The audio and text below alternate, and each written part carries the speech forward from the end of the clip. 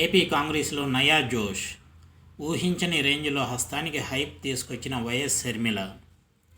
షర్మిల రాకతో రాష్ట్ర కాంగ్రెస్ శ్రేణుల్లో ఉత్సాహం తొణికిసలాడుతోంది. ఎన్నికల బరిలో దిగేందుకు నేతలు పోటీ పడుతున్నారు. ఒక్కో అసెంబ్లీ నియోజకవర్గానికి 5 చొప్పున దరఖాస్తులు దాఖలు చేశారు. శనివారంతో దరఖాస్తుల స్వీకరణ గడువు ముగిసే నాటికి 800 పైగా అప్లికేషన్లు అందాయి. ఇతర పార్టీల అభ్యర్థులు ఖరారైతే ఆశావాహుల సంఖ్య పెరగొచ్చని ఈ నెలాఖరు దాకా గడువును పొడిగిస్తున్నట్లు ఏఐసిసి ప్రకటించింది. రాష్ట్రంలో ప్రధాన పార్టీలు బీజేపీ కనుసన్నల్లోనే వెళ్లడంతో కాంగ్రెస్ పార్టీకి ప్రజల నుంచి పెద్ద ఎత్తున మద్దతు లభించవచ్చని విశ్లేషకులు అంచనా వేస్తున్నారు. పీసీసీ పగ్గాలు చేపట్టినప్పటి నుంచి తాను వైఎస్ఆర్ వారసురాలనని షర్మిల ప్రకటిస్తున్నారు. రాష్ట్రంలోని ప్రధాన పార్టీలైన వైసీపీ, టీడీపీ, జనసేన పార్టీలు బీజేపీ తొత్తులుగా మారి ప్రత్యేక హోదా, విభజన హామీలకు మంగళం పాడాయని దుయ్యబడుతున్నారు. విశాఖ ఉక్కును ప్రైవేటీకరణ కాకుండా కాపాడాలన్నా, పోలవరానికి కేంద్రం నుంచి నిధులు రాబట్టాలన్నా కాంగ్రెస్కే సాధ్యమని చెప్తున్నారు.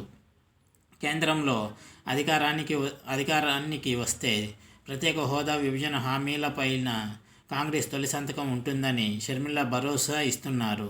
జీఎస్టీ కౌన్సిల్ను రద్దు చేసి రాష్ట్రాలే పన్నులు వసూలు చేసుకోవడం ద్వారా ఆర్థిక పరిపుష్టి సాధించడానికి కృషి చేస్తామని హామీ ఇచ్చారు.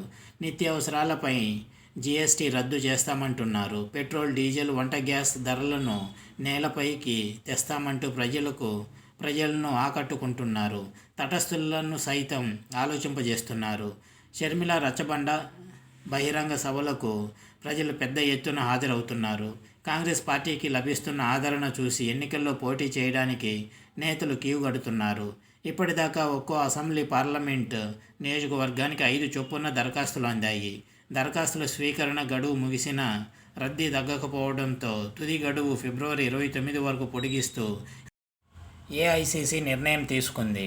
వైసీపీ, టీడీపీ కూటమిలో సీట్లు దక్కని నేతలు కాంగ్రెస్ నుంచి పోటీ చేసే అవకాశాలున్నాయి.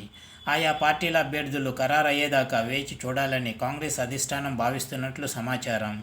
అధికార వైసీపీ ఇప్పటిదాకా 6 విడతల్లో సుమారు 70 మందికి పైగా అభ్యర్థులను ఖరారు చేసింది. ఇంకా 100కు పైగా సీట్లలో కొంతమంది సిట్టింగు ఎమ్మెల్యేలను కొనసాగించిన కొన్ని మార్పులు చేర్పులు ఉండొచ్చు. టీడీపీ, జనసేన కూటమిలోకి బీజేపీ చేరే అవకాశాలున్నాయి. తమకు 6 ఎంపీ, 15 ఎమ్మెల్యే సీట్లు కేటాయించాలని బీజేపీ అడుగుతున్నట్లు తెలుస్తోంది. 3 పార్టీల పొత్తులో సీట్లు గల్లంతయ్యే నేతలకు కాంగ్రెస్ పార్టీ తప్ప మరో గత్యంతరం లేదు. అందుకే కాంగ్రెస్ అధిష్టానం వేచి చూసే ధోరణితో ఉన్నట్లు ఆ పార్టీ వర్గాల నుంచి వినిపిస్తోంది. పీసీసీ అధ్యక్షురాలు షర్మిల ఇదే దూకుడును కొనసాగిస్తే రాష్ట్రంలో త్రిముఖ పోరు రసవత్తరంగా సాగే అవకాశాలున్నాయని రాజకీయ పరిశీలకులు అంచనా వేస్తున్నారు. ఇది వ్యూవర్స్.